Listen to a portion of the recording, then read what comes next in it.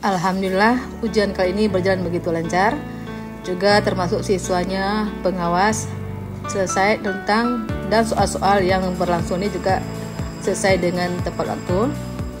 Adapun ujian kali ini kita menggunakan kertas ataupun secara manual, sedangkan tahun lalu kita menggunakan Google Form itu secara online.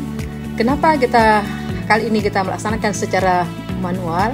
Karena kita melihat di lapangan anak-anak kita selesai ujian, malah ujian yang berlangsung 2 jam, 1 jam sudah selesai. Selesai waktu ujian anak asik bermain HP. Jadi kita merubah kali ini dengan kita membuat ujian manual, karakter anak-anak mungkin akan kembali ke ukhuwahnya kembali seperti yang kita harapkan sebelumnya. Adapun anak-anak yang ikut ujian kali ini itu ada 3 tingkat.